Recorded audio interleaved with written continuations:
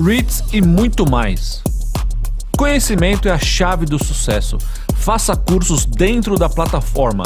Tire um momento para relaxar enquanto ganha dinheiro. Invista bem o seu dinheiro e conquiste a sua liberdade financeira. Otimize o retorno dos seus investimentos. Baixe o aplicativo da Monet.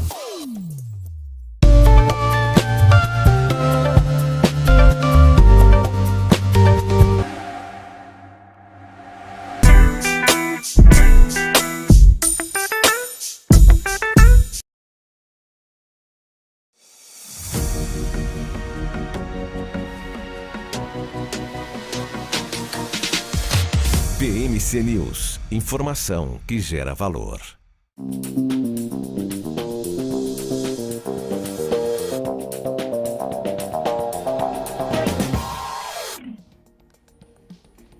Olá, muito bom dia para todos aí que estão nos acompanhando já agora, começando a programação ao vivo aqui da BMC News. Um ótimo dia para todos vocês. Quinta-feira está só começando por aqui e você já começa acompanhando o Pre-Market comigo, Débora Oliveira. Também nossos comentaristas, meu parceiro aqui diariamente, Marco Prado, Alex André, Eduardo Boechat, que daqui a pouquinho chega aqui na nossa programação para a gente falar sobre as notícias que podem impactar o mercado nessa quinta-feira, 13 de julho, gente.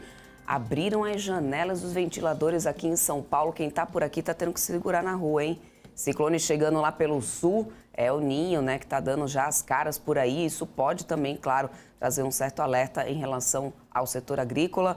E a gente vai ficar de olho nas notícias pré-atualizando vocês. Mas vamos lá, vamos começar falando sobre a China, porque no final das contas, né, a gente teve dados de balança comercial por lá muito fracos no mês de junho. Ainda refletindo aquela desaceleração global de demanda, né? O que pode acabar pesando nessa quinta-feira para as commodities. Também por lá as exportações aceleraram uma queda para 12,4% em junho na base anualizada, depois, né, da gente ter visto um declínio de 7,5% em maio e aí acabar, né, decepcionando os analistas. As importações caíram 6,8%, também vieram piores do que o esperado, e o superávit comercial de 70,6 bilhões decepcionou a estimativa de antes, que era de 74 bi. Já nos Estados Unidos, o investidor aguarda agora o segundo desafio da semana, que é a inflação ao produtor, o PPI de junho, que sai às 9h30 da manhã. A previsão é de alta de 0,2% contra maio, quando o indicador registrou uma queda de 0,3%. Na base anualizada, o dado deve desacelerar de 1,1% para 0,40%. O resultado pode servir como um teste final para as apostas entre os investidores, né, de que o aperto monetário do Fed contratado para esse mês pode ser o último do ciclo monetário, o que traz aí aquela sensação mais dovish para o mercado, que já foi fortalecida ontem pelo CPI, que desacelerou de 4% em maio para 3% em junho, colado à previsão de 3,1%, favorecendo o consenso no mercado de que a inflação dos Estados Unidos cravou o pico.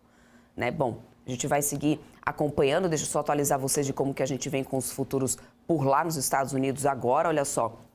S&P 500 futuro sobe 0,33%, o Nasdaq futuro está subindo também 0,16% e a gente, Nasdaq futuro sobe 0,64%, Dow Jones futuro que está subindo agora 0,16%, tá? Em relação à Europa, onde a gente também vai ter ata, né, do Banco Central Europeu daqui a pouquinho, DAX sobe 0,58%, FTSE do Reino Unido sobe 0,36%, CAC na França subindo 0,76%. Em relação, né, aos contratos futuros da Allianz, minério de ferro teve alta aí na primeira sessão de 1,59%, né? E aí no petróleo, a gente tem agora aqui nesse momento o petróleo Brent subindo 0,29%, barril do petróleo agora, né, voltando a ficar acima da casa dos $80. $80,34 é o que a gente tem para o Brent, que serve de referência inclusive aqui para a Petrobras. Essa marca aí dos $80 foi furada justamente durante, né, essa quarta-feira. Bom, ainda sobre a agenda do dia, gente, às 9h da manhã saem os dados regionais de produção industrial de maio, além do levantamento sistemático da produção agrícola de junho. E Lula deve sancionar às 11h da manhã a recriação do Minha Casa Minha Vida. Né? Pode ter, então, um dia também positivo para o setor imobiliário aqui, a gente vai ficar observando. Lá fora, além do PPI nos Estados Unidos, saem os pedidos de auxílio-desemprego, como toda quinta-feira, e a OPEP deve divulgar os relatórios mensais de petróleo. já na zona do euro. Sai a ata do Banco Central Europeu, como eu disse para vocês, daqui a pouquinho, e a gente vai atualizando vocês aqui ao vivo, né, de acordo com essas informações que forem saindo. Mas deixa eu dar bom dia para eles. Marco Prado, Alex André chegando já por aqui. Muito bom dia, meninos. Tivemos aí uma quarta-feira com pregão Ibovespa no final do dia dando, né, uma suavizada, perdeu um pouco da força da alta que vinha durante todo o dia. De novo, ali, expectativas dessa Selic, de voltar ele a ter somente um corte de 0,25, não mais 0,50. Isso, o mercado já começa a precificar nas curvas de juros, que eu estava acompanhando também ontem no finalzinho do dia. Daqui a pouco a gente fala sobre o dólar. Mas o Ibovespa perdeu um pouco de fôlego e vamos ver o que traz aí nessa quinta-feira com esse PPI lá fora. Bom dia, Marco. Oi, Débora, bom dia. Fala, Alex, bom dia. E bom dia para você que está assistindo o pré-market.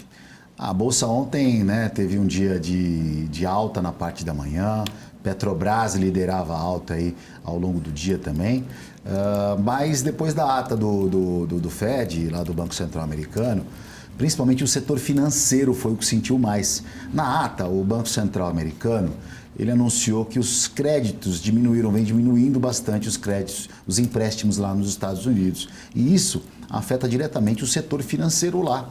Então, os bancos aqui, como não são nada bobo, né, na verdade, fizeram um movimento de queda na sequência e levando o nosso índice Bovespa aí fechar próximo à mínima do dia. Ontem, dia que tivemos dados de inflação e hoje também dados de inflação lá nos Estados Unidos, mas sem ata. É isso aí. Alex André, vamos ver, né, como é que vai ser o mercado hoje. A gente teve dados ali bem fracos na China. Aliás, depois eu queria que também você pudesse comentar um pouco sobre isso, viu, Marco? Porque apesar da gente ter tido dados muito fracos por lá, balança comercial, exportações, importações, ou seja, o cenário ali parece que a economia está realmente parada, né? Ou pelo menos não está andando. E aí, mesmo assim, a gente teve bolsas lá na Ásia, tudo fechando em alta. Alex, bom dia. Bom dia, Débora. Bom dia, Marco. Bom dia a todos que nos assistem nesta manhã de quinta-feira. Débora, exatamente. China, mesmo com os dados mais fracos, né, as bolsas fecharam em alto. Por quê? Né? O mercado, quando a gente fala de balança comercial, exportação, exportações, a gente está falando de passado, né? Ou seja, isso a gente sabe que reflete toda aquela aceleração da China. Continua assim, eu acredito que a China pode piorar ainda mais para depois trazer um ânimo adicional, tá, em relação à sua economia, mas o mercado já começa a colocar na conta o seguinte: olha, se realmente a balança comercial, né, o cenário, né, todas as conjunturas macro têm mostrado, né, apontando, né, para a queda, para a aceleração econômica da China, mais a pressão fica para o Xi Jinping, né, para o Banco Central da China, para flexibilizar e trazer medidas para crescimento econômico, né? Então, ou seja, isso traz uma pressão adicional e o mercado sempre tenta antecipar esse movimento. A gente está falando aqui de minério a $115 a tonelada e não mudou nada. A gente está falando aqui de estoques ainda siderúrgicas na China ainda é muito baixo comparado à média histórica, ou seja, a atividade econômica global ainda não subiu de um nível, né, que demanda minério de ferro de uma alta que nós vimos de 100 para $115 a tonelada na China de um espaço de tempo tão curto. Então, ou seja, o mercado está antecipando esse otimismo. Agora, se o otimismo deve vir pelo Banco Central da China agora no curto prazo, ninguém sabe. A China realmente é uma caixinha de surpresa. O mercado tenta antecipar isso, caso não venha, o mercado não tenta mostrar nenhuma conjuntura positiva de curto prazo, o mercado sim pode ficar lateralizado ou até mesmo cair, quando digo lá na China e também nas commodities. Então tem que ficar atento em relação a esse ponto. Débora. Ô Alex, você falou a questão da China ali, assim, os dados que saíram foram do período anterior, né? Exatamente, a gente está olhando para o retrovisor. Olhando para o retrovisor.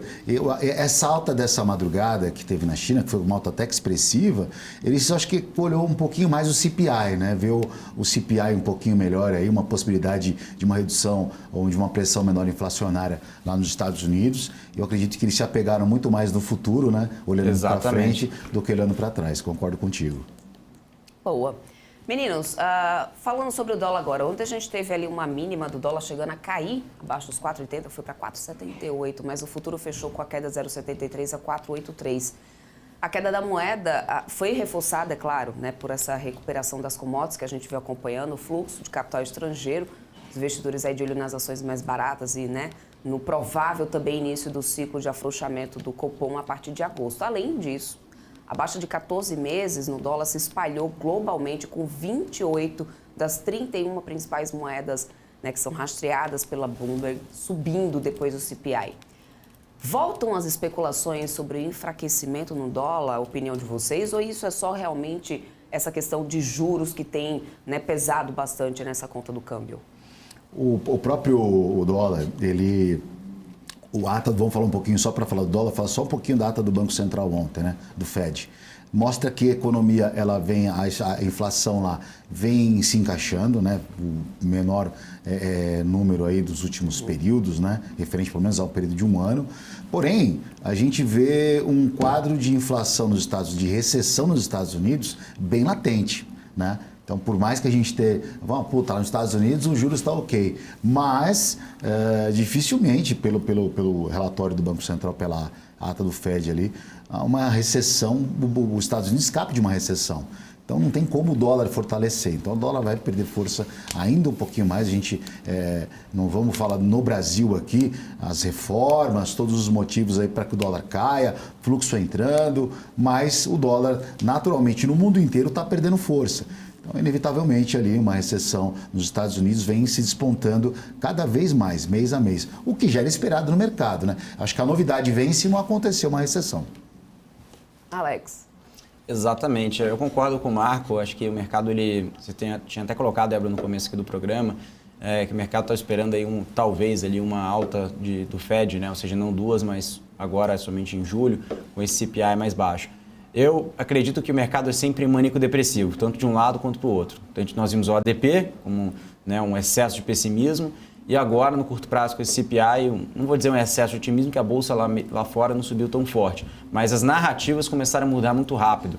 Eu vejo que ainda temos que ter um pouco de pé no chão. Significa, eu concordo com o Marco, a inflação lá nos Estados Unidos tem mostrado sim uma convergência, não vejo uma surpresa fora da caixa, mas eu não acredito que na cabeça dos Fed Boys, tanto pelo Jerome Powell e outros Fed Boys, eles têm demonstrado certamente um movimento muito técnico e preocupado com o crescimento econômico. Lá eles têm os dois mandatos, não só a inflação, mas crescimento do emprego, né? Ou seja, manutenção da atividade econômica.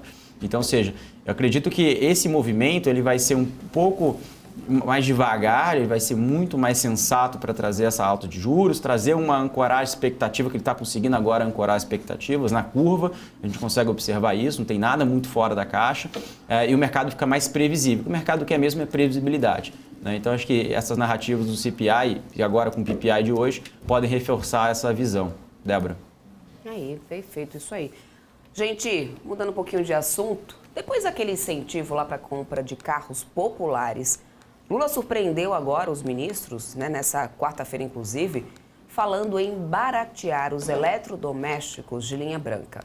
Bom, ainda não tem no governo nenhum cálculo do impacto fiscal dessa medida. Simone Tebet negou que o pedido tenha sido feito, né, por Lula e que ele esteja já sob o planejamento. Segundo o broadcast, o presidente da Associação Nacional dos Fabricantes de Produtos Elétricos, Jorge Nascimento, diz que a proposta, ele avisou, né, que a proposta já está em construção em alguns ministérios. De acordo com ele, em 40 dias o setor terá uma proposta para a substituição de geladeiras, televisões e máquinas de lavar roupa. Seria aí uma forma de passar a mão um pouquinho, sabe aquela coisa do morde a sopra? Vocês, né, você já ouviram falar, a gente abate depois alisa? A gente tem aqui no setor de varejo, olha lá, Magazine Luiza é quem mais está acumulando perdas aqui nesse mês, via grandes varejistas. Seria uma maneira de dar uma calentada ali nesse setor de varejo que tanto tem cobrado ali do governo essa questão, né, aliás, o governo não, do Banco Central, essa questão dos juros e tudo mais. Estaria então ali o governo tentando driblar um pouco, um joguinho de cintura. Pelo menos essa foi a minha leitura, não sei de vocês, meninos, mas tá aí então essa novidade agora, Lula querendo baixar também o preço da linha branca de eletrodomésticos. Luísa Trajano deve ficar mais feliz no dia de hoje, né? Deve estar mais calma lá com essa possibilidade. E ela que tem até uma característica interessante. Na época que a gente estava com a presidente, a Dilma era presidente da República, ela tem parece que ela tinha uma aproximação muito, né? Elas eram próximas, né? E por conta daquela época, todo escândalo de corrupção, o mercado viu uma possibilidade de repente, a própria Magazine Luiza também está envolvida em alguma coisa. Enfim, coisas de mercado por especulação. O que não aconteceu, obviamente, e a Magazine Luiza lá acabou batendo recorde de valor da ação, porque a empresa estava redondinha, não tinha nenhum tipo de problema. Então a gente percebe assim que esse setor, por exemplo, no específico a Luiza Trajano, ela tem uma proximidade muito grande com o governo do PT. Então, de repente, sei lá, sabe, no cafezinho, ou dá uma ajuda lá, né? Vamos diminuir também o preço ali das televisões, do micro-ondas, né? Para deixar isso um pouquinho mais acessível. E aí, de uma certa forma, né? É bom pra gente, né? Que acaba ganhando um descontinho aí, quem for fazer uma comprinha de eletrodoméstico, quem tá casando, né? Vamos pensar positivo aí. É isso, Alex André já vai pensar também aí em substituir geladeira, fogão, oportunidade aí, porque, bom, pelo menos, é claro, né, gente, a gente tem que pensar que, por um lado, isso pode favorecer, né, muita gente que precisa, que necessita. Eu só espero que não seja como igual o que a gente viu o carro popular, porque até hoje, tudo bem, pode ter ajudado ali a indústria, pode ter favorecido ali as montadoras, isso é importante. Mas me dizer que um carro a 60 mil é popular, isso ainda não entra na minha cabeça. E grande parte disso são impostos, né? Que eles não querem deixar, não querem abrir mão. Né? Então, é que nem aquele dia, o dia sem imposto, né? Você consegue ver, aí você consegue observar gasolina metade do preço, né? Carro com metade do preço. Tem essas iniciativas aí que às vezes acontecem, mas enfim. Um ponto interessantíssimo, Débora, que você estava falando sobre essa provocação, né? Falando, você vai trocar a geladeira, enfim, linha branca aqui na sua casa. Eu quero trazer o pensamento reverso. Né? Vou falar primeiro dessa iniciativa, mas um pouco desse pensamento que eu estava tendo aqui quando você fez essa pergunta. Porque primeiro é o seguinte, nós já vimos incentivos do governo Lula lá atrás, assim como o setor automotivo, e nada disso resolveu. Eu acho que tem diversas ineficiências, tanto a parte de logística e infraestrutura, de fato, tanto na parte de impostos, né, a parte fiscal. Tem um déficit muito grande aqui de Brasil quando a gente fala de bens industriais, né, enfim, principalmente em linha branca. Mas um outro ponto interessantíssimo, e também o varejo, né? O varejo sofre, o juros está alto agora, né? Enfim, mesmo que os juros tenham a perspectiva de cair, enfim, as famílias estão endividadas. Mas, por outro lado, eu queria falar muito também do mercado secundário, né? Ou seja, se realmente isso trouxer uma atração agora de curto prazo, o crédito começar a ficar mais acessível, né? Ou seja, os bancos começarem a ceder mais crédito, tanto as financeiras das varejistas quanto os bancos, né? Cartão de crédito, que seja, começar a estimular renda, crescimento de emprego, linha branca começar realmente a andar de fato, não só as ações que estão ligadas via Magalu, talvez uma loja americana está sofrendo dificuldade, mas também pode surfar mesmo que um pouco, mas eu queria também falar no mercado secundário, ou seja, aquele computador, aquela geladeira que você está vendendo usado, né? E isso é uma tese que muita gente, né, tem se questionado, né? Claro que quando a gente começa a olhar para essa tese, né, a gente consegue observar, por exemplo, a própria Enjoei, é uma tese que eu não tenho tanto conhecimento, mas a gente sabe que é muito ligado à roupa, né, e não tão ligado a eletrodoméstico. Mas é um mercado que ainda, quando eu falo mercado secundário, ainda é pouco explorado, né, ou seja, isso tem ainda um gap muito grande para fechar, e a gente sabe que é muito difícil, porque tem toda a parte de logística reversa, as próprias empresas também tentam incentivar isso, né? Ou seja, você tem o seu telefone usado, tenta trocar pelo telefone novo, né? Isso também gera recorrência de receita, gera fidelidade, mas realmente é muito difícil, é um desafio aí, adicional das companhias alimentar esse mercado secundário sobre os produtos usados, Débora. Alex, esse Enjoei é uma boa dica, viu, meu? É uma coisa que funciona, viu? É legal. Você já vendeu pelo Enjoei? Na verdade, eu conheço pessoas que... Minha irmã é craque nisso aí, funciona, viu, bicho? É legal. Eu preciso de umas aulinhas, então, com ela, meu. Eu já tentei ali, o negócio nunca deu certo. Ou ninguém nunca viu, que eu não sei, mas não deu certo pra mim, não. É só tirar uma foto bonitinha ali, entregar legal, vai criando um scorezinho bom ali. Funciona. Você que tem um monte de coisa em casa aí, parado, um monte de tranqueira aí, já vai, né, botando dinheiro pra circular. Vamos circular a economia aí, gente. É verdade. Marco Prado, menino Enjoei, então. Enjoado. Enjoei de mim. Deixa eu só trazer aqui o setor de varejo, só para o pessoal ficar atento, como que a gente fechou, pelo menos aqui é na variação mensal, tá, gente? Como eu mostrei para vocês. Magalu está acumulando queda de 11,57%.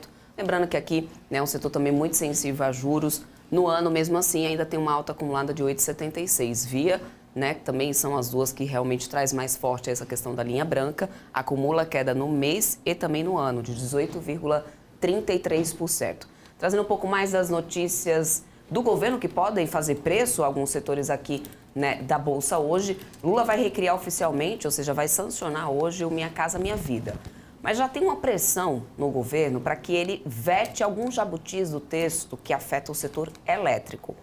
Equipes técnicas de diversos ministérios recomendaram que Lula barre a compra compulsória pelas distribuidoras dos excedentes de energia elétrica que serão provavelmente gerados ali pelos consumidores atendidos pelo Minha Casa Minha Vida com os painéis solares. O ministro de Minas e Energia, o Alexandre Silveira, ele já tinha criticado essa medida, dizendo que as tarifas de energia podem aumentar. A ANEEL também é contra e estima que as emendas incluídas no texto aprovado pelo Congresso têm potencial de gerar um impacto anual de R$ 1 bilhão a ser assumido, claro, pelos demais consumidores via tarifas. Vai ter que sobrar para o bolso de alguém, né, meninos? O governo reativou os 3 programas que a gente sabe, né? Reativou, não criou. Bolsa Família, Minha Casa Minha Vida e os mais médicos, né? Então você que é investidor, fala, pô, como é que eu consigo, né, tomar uma frente ali, pegar uma oportunidade ali dentro desses programas? Eu acho que já aconteceu. Acho que não consegue pegar mais esse boom aí no setor, porque já andou o que tinha que andar. Falando especificamente do setor imobiliário, Débora, assim, eu acho que esse setor ainda é um setor que preocupa, porque assim, os preços dos imóveis ainda continuam altos, não teve uma correção para baixo, né? O mercado imobiliário subiu, teve um boom aí na pandemia, que as pessoas achavam ao contrário, que ia cair o preço do imóvel, subiu bastante, ficou depois um monte de imóvel vazio para locação, mas assim, o preço do setor imobiliário no Brasil ainda merece uma correção para baixo. Então, acho que esses setores, essas empresas ainda devem patinar um pouquinho nesse segundo semestre, o que não é uma boa indicação de compra nessas ações ali, né? Não estou dando call, mas apenas dando uma visão ótica para você que pensa comprar ação de uma empresa de construtora. Você concorda, Alex? Concordo. Eu acho que quando a gente observa, né, o setor, concordo também que grande parte já foi precificado, mas olhando ali para alguns fatores específicos, algumas teses ainda tem algo a ser extraído. Quando falo algo, eu digo projetos e muito mais a gestão, que ainda algumas teses merecem prêmio e outras teses merecem ficar muito próximo do valor justo. É uma discussão muito pessoal, uma discussão muito... mas eu acredito que tem algumas teses que merecem prêmio sobre o valor patrimonial, por exemplo, né? E lá atrás nós víamos aí, é claro, o valor patrimonial não é o único múltiplo, né, preço-valor patrimonial, mas era uma das teses, era um dos múltiplos mais usados, né, para ver a distorção do preço. E isso era algo que a gente estava vendo antes lá atrás, 0,3, 0,2, 0,4, que mesmo uma empresa que esteja passando uma dificuldade, não faria tanto sentido num carrego de longo prazo. É isso aí. Bom, deixa eu só trazer o setor para a gente olhar um pouco. A gente teve, olha só, Direcional ontem liderando altas do setor, teve relatório de produção, né, sendo divulgado pela Direcional, o papel subiu bem ontem, ficou aí na casa de 6,44%. Bateu o recorde ali, inclusive, de VGV, pelo que eu estava acompanhando do resultado. A gente também teve Cury aí subindo bem, MRV. Se a gente der uma olhada ali, né, pelo menos nas maiores altos destaques de alta, a gente tem, claro, papéis também que são favorecidos por esse Minha Casa Minha Vida. Plano e Plano aqui, né, a gente também tem MRV subindo mais de 1%, enfim. Alguns papéis são beneficiados, ontem conseguiram permanecer em alta. Vamos ver como o mercado vai reagir depois dessa sanção aí do Lula, que deve acontecer hoje, por volta das 11 horas da manhã. E, por fim, né, só para poder a gente também ficar atento, tem a questão ali do setor de saneamento, que no final das contas a gente teve já os municípios, a gente já vinha falando sobre isso, eu trouxe isso aqui para poder repercutir um pouco com vocês nessa terça-feira, porque no final das contas o governo está querendo voltar atrás dos decretos que tinham sido baixados para poder tentar modificar ali o marco do saneamento. Eu estava dando uma olhada aqui que no Diário Oficial, inclusive, já foi publicado o decreto do governo revogando atos de abril sobre o setor de saneamento e 2 novos atos foram publicados. O primeiro que regula a comprovação da capacidade dos prestadores de serviço e o segundo que trata da regionalização e financiamento com recursos da União. Com esses 2 decretos, o governo atende o Congresso, evita aquela derrota legislativa que a gente estava de olho. Só que, por outro lado, eu já estava vendo que os municípios também já estão reclamando e devem recorrer, inclusive, até o STF, porque, no final das contas, eles já têm ali dinheiro sendo, né, rodando nisso, e seriam diretamente os impactados se isso muda de alguma forma agora. Eu não sei se você conseguiu acompanhar isso, viu, Alex? Mas a gente já vem repercutindo essa semana essa questão do marco do saneamento aqui. O governo está tentando driblar ali, eu lembro que o Marco até comentou sobre isso, né? Que politicamente o Lula consegue ter esse jogo de cintura ali, mas os municípios aparentemente não se agradaram muito dessa ideia e já vão recorrer ao STF. Débora, eu vejo que não tem como agradar a todos, né? Mas isso ainda... Nem Jesus Cristo agradou a todos, já vai. Nem a todos, mas que a gente sabe que o Lula como o Haddad, é um animal político, né? Eu sempre gosto de usar essa palavra. Ele tem uma persuasão muito grande. Eu acho que ainda não acabou essa discussão, né, Débora? Mas realmente a gente vê alguns entraves, né, algumas dificuldades, né? Enfim, cada município, né? Enfim, cada estado olhando o seu interesse, que é normal, isso sempre vai acontecer independentemente de partido, mas precisa aí, né, realmente ter mais coesão entre as partes, né? Vamos observar aí, ainda não tenho muito o que falar, mas eu vejo que tem uma dificuldade sim, tem um entrave nesse ponto, Débora. Só para poder deixar mais claro aqui para o pessoal, cerca de 1.700 municípios que operam diretamente o saneamento, a gente tem hoje, e isso significaria que a partir de agora, alguma entidade ligada à prefeitura, né, que presta esse serviço, com essa mudança, todas elas precisarão de uma autorização do Estado para poder continuar a atividade. Só que para os municípios isso traz uma insegurança jurídica do ponto de vista, né, de recursos de financiamento que já estão em curso. Como você falou, né, Alex, não dá para poder agradar a todos. Isso é, né, um ponto que realmente a gente vai ter que ficar de olho, ficar observando. Alex, você acompanhou também essa questão da Azul, que a gente viu ontem, né, a companhia aérea tinha caído ontem no pregão. Eu vou atualizar daqui a pouco como que a gente fechou com a Azul, mas a Azul captou recursos, né, por meio de uma colocação, né, de senior notes com vencimento para 2028. Parte disso para um plano de reestruturação da companhia aérea para poder melhorar, né, a estrutura de capital e liquidez da companhia. A empresa já garantiu 700 milhões de dólares em financiamento, de acordo com uma pessoa que está mais familiarizada ali, né, com o assunto, né, e informou a Bloomberg, uma fonte ali da Bloomberg, em relação a isso. E parte desses recursos seriam usados para poder saldar dívidas, né, e também para outros propósitos ali corporativos. Na tua avaliação, no teu cenário, Alex, o que isso pode aí trazer de destravar na companhia? Ontem, deixa eu só atualizar para o pessoal, a Azul tinha ficado aqui, uma queda de 4,28% depois dessa notícia. Exato, Débora. Bom, acho que a questão das aéreas, né, essa notícia mostra o apetite, né, ou seja, para realmente trazer, né, ou seja, mais liquidez para esse mercado. Muita gente critica as aéreas, eu não coloco dinheiro, eu não invisto. São 700 milhões de dólares, Débora. A gente está falando aqui de uma conta aproximadamente 3 bilhões e meio de reais de financiamentos para o setor. Isso ajuda o quê? Diminuição de alavancagem na veia, né? A companhia já anunciou aí que não vai queimar os 3 bilhões de reais esse ano, né? Então eles tinham uma previsão que eles fizeram o Azul Day lá em Congonhas no final do ano, falando, a gente vai queimar 3 bilhões esse ano de 2023. Não vai queimar mais, vai fechar no 0 a 0. Ano que vem vai gerar caixa. Ou seja, fiquem de olho. Eu digo no sentido de ficar de olho, nem para você comprar sem saber, estude. Porque é muito fácil você falar, eu não vou comprar varejo porque tal investidor não compra. Eu não vou comprar a aérea porque eu não compro. Beleza. Mas começa a observar esses pontos, porque a aérea, eu concordo, não é um setor para você estar lá 10 anos, 20 anos, assim, com buy and hold, mas são ciclos, como por exemplo commodity. Commodity também é ciclo, né? Enfim, diferente por exemplo, de uma Vale da Vida, que ela vai pagar dividendo, mas ela vai ficar no low do ciclo, no raio do ciclo, a gente consegue se beneficiar disso. Todos os setores, né? A Bolsa por si só tem seus ciclos. Mas o setor aéreo ele tem um estresse muito grande, né? Tanto de percepção exógena de mercado, quanto percepção implícita da tese. Então eu vejo que os fatores começam a se convergir. Quais são os fatores? Dólar mais baixo comparado ao ano passado, combustível, querosene mais baixo, né? Operacional forte, aeronaves entrando, novas rotas, principalmente a Azul, estou falando aqui Congonhas, vai adicionar uns 350 milhões de EBITDA. Então, ou seja, a gente começa a fazer essas contas e a gente começa a observar que o passado, mesmo foi um passado, não a pandemia, mas o 2019, que foi bom, mas agora, olhando à frente, nós temos muito mais rotas, né, a capacidade muito maior, uma questão aí, né, de demanda também medida pelo RPK também recorde. Então acho que não só pela Azul, pela Gol, outras companhias, tem mostrado esse movimento, Débora, um movimento mais positivo operacionalmente. Indo pelo lado de financeiro, que era um calcanhar de Aquiles, né? Sempre foi ao longo dos últimos anos, mas agora começa a ficar um pouco mais confortável no balanço, né? Quando a gente olha aqui em relação vis-a-vis os covenants, né? Então a alavancagem começa a diminuir gradativamente porque o operacional está começando a fazer a sua parte, Débora. É isso aí.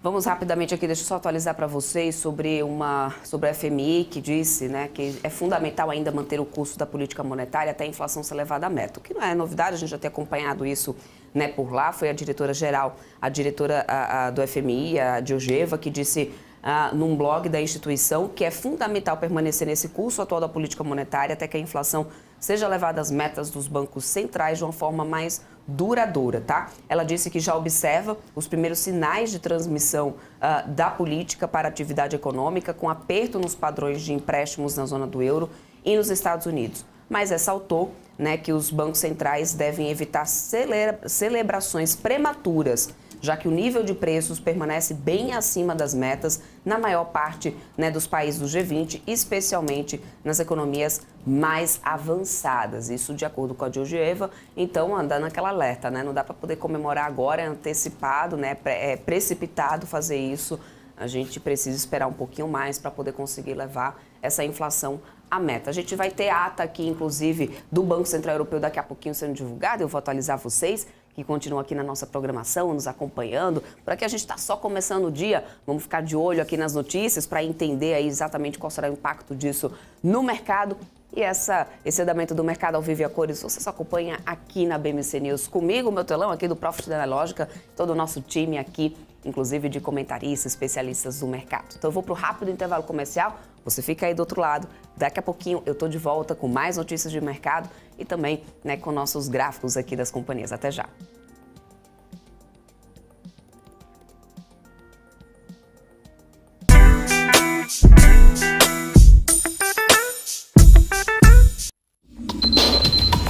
O que acontece no mercado financeiro no Brasil e no mundo está na BMC News. São 24 horas de programação para ajudar o investidor na melhor tomada de decisão. Independência e jornalismo sério. Não estamos plugados em nenhuma instituição financeira. Isso nos dá a liberdade de levar a informação sem nenhum viés e sem conflitos de interesse. Ser a ponte entre as notícias, empresas, especialistas e os investidores. Tudo de uma forma dinâmica e com uma pitada de bom humor. Informação que gera valor, você sempre vai encontrar na BMC News.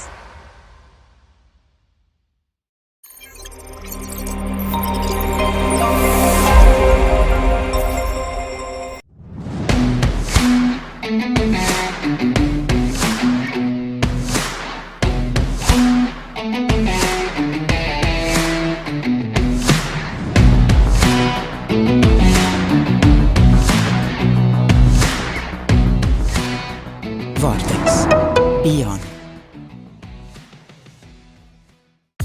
COI, você sabe o que eles são? Esse é o tema do BMC Explica de hoje.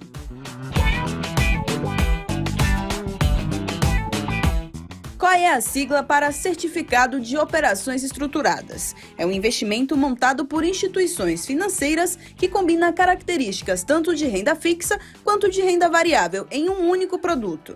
Na prática, o COI pode ser aplicado em diferentes ativos, como ações, moedas, commodities, entre outros. A rentabilidade do COI pode ser atrelada a diferentes indicadores, como a inflação, a taxa de juros ou o desempenho de determinado ativo financeiro.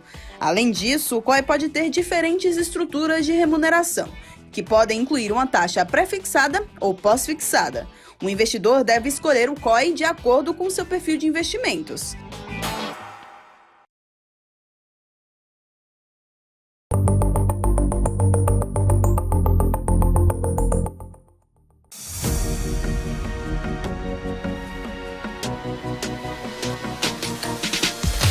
BMC News, informação que gera valor.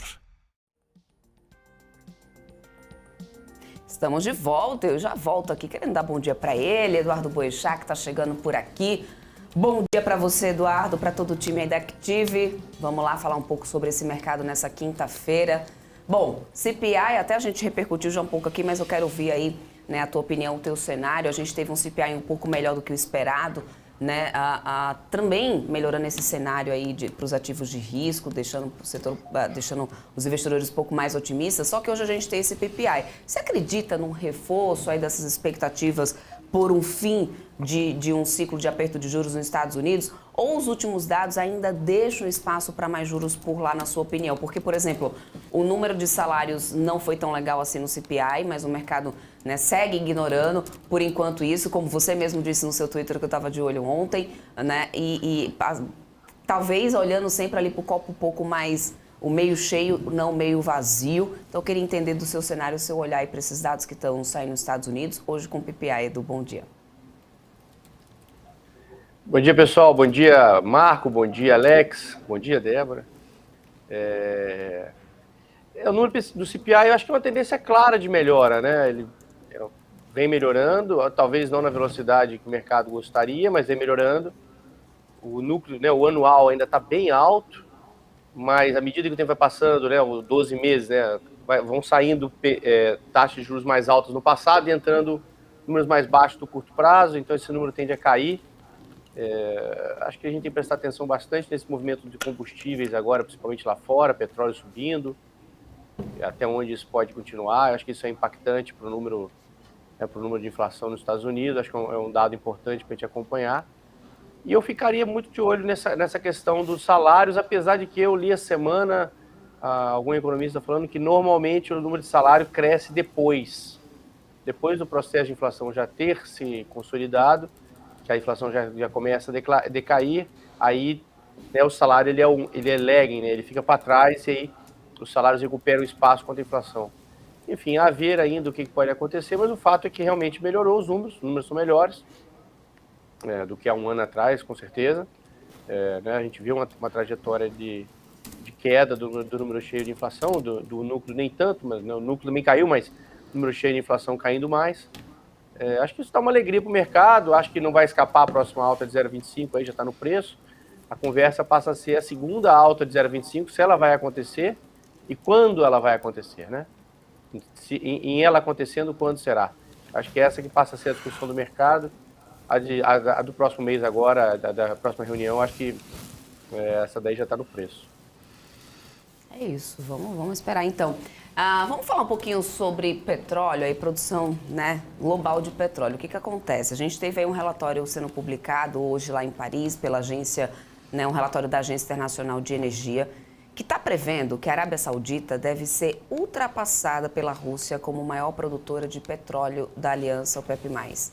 A agência prevê que a produção saudita deve cair a 9 milhões de barris por dia em julho e agosto, atingindo aí o menor nível em 2 anos.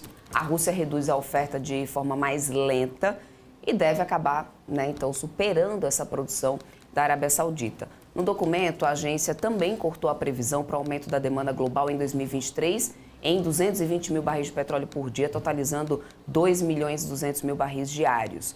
Já em 2024, a agência elevou a projeção para uma alta no consumo de 290 mil barris por dia, levando também, né, a demanda total a mais de 100 milhões de barris. Mas a Arábia Saudita perdendo esse posto para a Rússia. E aí cabe aqui o adendo, né, que eu até estava conversando com o Marco Prado um pouquinho antes da gente entrar aqui ao vivo. A gente tem inúmeras sanções na Rússia, né? Ou seja, inclusive a Rússia que tinha falado sobre cortar a produção lá para trás um pouco e, na verdade, na prática, isso não tem acontecido na velocidade com que eles tinham dito que iria realmente fazer. E não teve sanção nesse mundo que impedisse a Rússia de continuar, né, exportando seu petróleo. Eu acho que até bem mais do que o que a gente estava vendo acontecer no período ali antes da guerra. E agora está conseguindo passar a Arábia Saudita. Olha isso, Marco.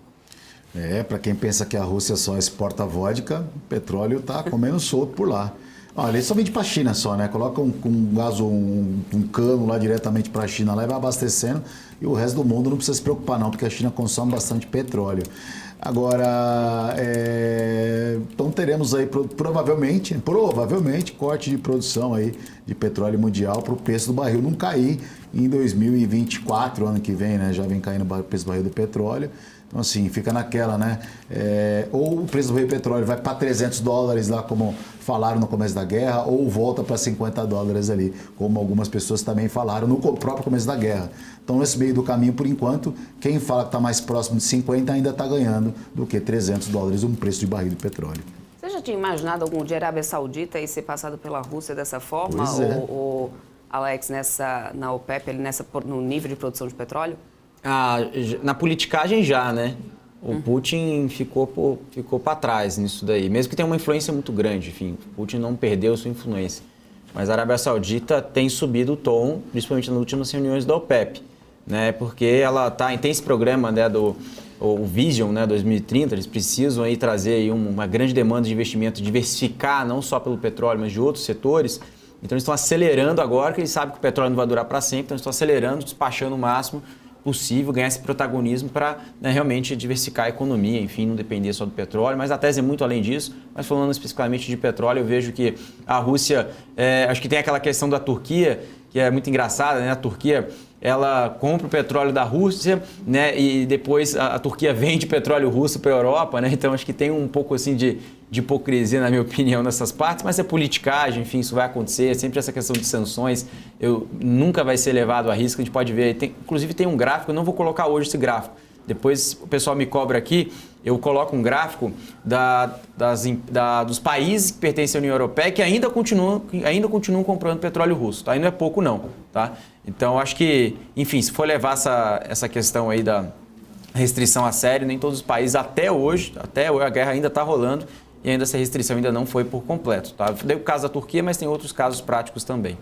Tem mesmo. Eu não sei se a Alemanha até não estaria nesse. Eu sei que a Alemanha voltou a queimar carvão com essa história toda, né? Mas se eu não me engano, eles demoraram bastante. O SG, o Boechat sabe aí, né? O Boechat estava na Islândia, estava em todos os lugares aí, a gente sabe que o SG aí, a palavrinha do SG é bonita, né? Mas quando realmente o bicho pega, tem que queimar carvão, tem que fazer de tudo, né? Para não morrer no frio, né, o Boechat? E eu trouxe essa notícia aqui, viu, Boechat, também, pegando já o gancho ali do que você trouxe dessa questão da alta do petróleo. A gente está vendo o petróleo voltar ali para patamar de $80. E a gente, lembrando que a gente tem inúmeras sanções, né, no restante do país, aqui no Ocidente, principalmente em relação à Rússia, né, ou seja, o impacto disso no preço, ou seja, da Arábia Saudita produzindo menos. Por outro lado, tem um país que tem tantas sanções. Tudo bem que isso não fez com que a Rússia deixasse de vender petróleo, mas talvez um reflexo disso no preço do petróleo possa vir um pouco mais forte, né? Esse negócio do ESG é um negócio interessante também, é uma mudança que aconteceu no mundo nos últimos anos aí, né?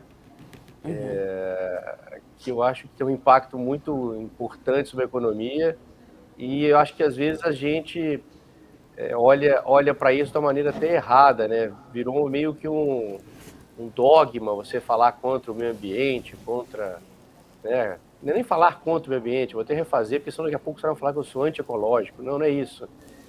As empresas têm que trabalhar, as empresas têm que continuar produzindo. Qual é o grande projeto hoje no mundo de exploração de petróleo? Nenhum banco quer financiar esse tipo de coisa mais. Nenhum banco quer ter um nome atrelado a esse tipo de coisa. A petróleo, a minério, né? Que são coisas que são necessárias, né? São necessárias, não existe substituição ainda, né, para esse tipo de coisa. Então o mundo vive um processo de criação de escassez desses produtos, porque existe uma agenda contrária, né, o pró-ESG aí no caso, pró-ecológica, social, não sei o quê, contra esse tipo de coisa, mas o mundo não tem o outro lado, não tem o que substitui, né? Então a gente vive, o mundo hoje está num dilema, está numa encruzilhada ali, o que fazemos, né? O que fazemos, né? Mas é isso, a gente vê isso, vários casos, Holanda, por exemplo, passando legislação contra o setor de agricultura da Holanda, que é pujante, que é um dos maiores, né? A Holanda é desse tamanhozinho, é um dos maiores produtores agrícolas do mundo. Como é que você vai atacar o setor agrícola da Holanda, como foi feito agora, né? Recentemente, os fazendeiros. Ali é uma bomba armada ali, provavelmente teremos mais manifestações da Holanda. Eu tive a oportunidade de conversar com alguns holandeses nas minhas últimas férias agora, e eles falaram, isso aí vai voltar, porque vai ter mais votação, vai ter mais não sei o quê, e os fazendeiros vão voltar, vai ter barulho de novo na Holanda. Ou seja, acho que tem que ser uma coisa nem tanto ao céu, nem tanto ao mar. Eu acho que existe muito radicalismo hoje de parte a parte, né? E aí fica difícil as pessoas sentarem e discutirem um melhor caminho, um caminho do meio, né, para a gente conseguir chegar a algum lugar. Enfim, não é um assunto fácil de ser resolvido. É verdade. Bom, meninos, tem uma outra novidade por aqui, que eu estava de olho, falando agora um pouco mais sobre o setor de tecnologia. Tentando alcançar o ChatGPT, o Google acaba de anunciar nessa quinta-feira que finalmente trouxe aí para o Brasil o seu chatbot também, batizado aí de Bard. Segundo o Estadão, ele vai chegar 4 meses depois de estrear nos Estados Unidos aqui e também lá no Reino Unido, que já tem, né, em 5 meses desde que o Google revelou que iria já criar também essa ferramenta de inteligência artificial, né, para poder bater diretamente contra os serviços da OpenAI que a gente tem acompanhado. Além daqui do Brasil, o chatbot também deve chegar ali a 27 países da União Europeia e deve funcionar em 40 idiomas. Vocês estão otimistas com essa inteligência artificial, o setor de tecnologia? Assim, tem uma euforia grande ali em relação a isso, a gente viu acompanhando aí nos últimos tempos. aparecendo um monte de gente ali já especialista em inteligência artificial. A gente viu, né, papéis, por exemplo, em NVIDIA, que deu uma disparada, enfim. Mas eu quero entender no cenário, na visão de vocês. Se vocês estão otimistas com isso, acho que realmente essa é uma grande virada de chave. Qual que é a análise que vocês fazem? Google está entrando aí para poder brigar, eu acho, vem trazendo aí, então, abrindo portas para cada vez mais empresas, talvez, posicionarem nisso, trazendo, né, mais um espaço aí de investimento, de expansão nesse setor. Marco? Daqui a pouco a gente vai estar sendo substituído pela inteligência artificial. Vai ter alguém falando robozinho aqui no meu lugar, dando opinião. Se bem que não precisa ser muita coisa não para ser mais inteligente do que eu. Mas a questão é que, Débora, a inteligência artificial aí nesse ano ela deu um boom. Isso o índice lá da Nasdaq quase em 40%, né, esse ano. Só nessa possível tecnologia, exatamente. Aliás, do início dessa tecnologia. E assim, as estimativas são bem desanimadoras para o setor de emprego, porque a gente aí imagina que 50% dos empregos aí hoje, atualmente, serão extintos pela inteligência artificial nos próximos anos. Então, ou seja, né? Então, os governos serão os grandes pagadores aí da conta, porque vai ter que alimentar esse povo todo. Então, o setor público aí realmente tenha o funcionalismo público, talvez seja um bom caminho, olhando assim, né, de forma bem grosseira. Mas sim, é uma coisa que veio para mudar realmente, veio para ficar, e hoje em dia aí só se fala nisso. A gente vê como o mundo se comunica, principalmente, nas timelines, Instagram, nessas mídias todas, você vê muita coisa muito rápido, né? Então, antigamente você tinha alguns processos para você fazer uma edição de vídeo. Hoje você faz uma edição de vídeo com qualidade com um celular com 4, 5 aplicativos, né? Assim, não tem como correr não, gente. Vamos aceitar que dói menos. Ainda você falou sobre essa questão dos empregos, né? Não dá para poder a gente esquecer da repercussão, inclusive, que se criou no próprio mercado sobre qual que seria ali o futuro dos gestores, porque a gente tem visto cada vez mais fundos surgindo, né, fundos quantitativos, que eles falam, se não me engano, é exatamente Exato. assim. E que tem ali realmente, né, já pelas comparações ali de rendimentos, tem saído bem, né, comparado aos grandes e outros renomados fundos, né, que a gente já tem no mercado, com grandes nomes de experiência, né, assim, incomparável de gestores que a gente tem no mercado, né, Marco? Só pegando, desculpa pegar esse gancho aqui, estender um pouquinho mais, talvez eu possa falar um pouco mais propriedade nessas questões de fundos quantitativos, porque eu faço parte de um fundo quantitativo. A diferença que se tem... Até, inclusive, o rendimento, como que tem sido, né, nesses últimos tempos. Até onde eu tinha acompanhado, tinha saído até bem na frente. Tá vendo bem. Mas, na verdade, o que vai mudar a diferença mesmo é o calibre do próprio gestor, né? Onde ele vai alocar, porque ele simplesmente passa as métricas e a inteligência artificial faz tudo. É claro, né? Um bom gestor, ele vai calibrar ali e vai fazer sozinho, né? E vai diminuir, obviamente, toda a sua retaguarda, né, que ele tem por trás. Então, coisas que realmente o mercado financeiro vai ter uma briga, lógico, na execução, mas a qualidade da execução, quem ainda determina somos nós. Boa, boa. Alex? Eu acho que é interessante essa fala do Marco, porque realmente é um mercado muito incipiente, né? Nós temos poucos nomes, acho que dos maiores, falando aqui de IUM, né? Seria ali, o Marco pode me corrigir, seria talvez a Giant Steps, né? A própria Pandora, que foi o TC comprou a Pandora, enfim. Sim. Mas não tem grandes nomes. A gente precisa de novos nomes, né? Assim como o Marco, enfim, outros fundos aí. Qual que é o nome do fundo, Marco? IVI Technology. IVI Technology, ó, só um nome já é um nome de inteligência artificial mesmo. O Marco estava falando aqui que ele... O que você falou, Marco, aqui no programa? Que você, daqui a pouco o robozinho está falando por você? Tá, daqui a pouco eu tô aqui, o robô tá falando por mim aqui. Por mim eu queria que fosse aquela... Sabe aquele rosto? Eu coloco o rosto e fica falando? O dia que eu chegar 2 minutos atrasado, já coloco o meu rosto e já fala meu robozinho. O cara vê o boixá, toma até um susto. Aí não precisa estar mais preocupado.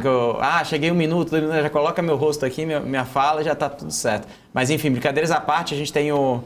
Ou não chega atrasada, a Renatinha já puxou minha orelha aqui, já não chega... Eu moro a 300 metros do escritório, cara, é absurdo isso. Mas enfim... Usada essa Renata.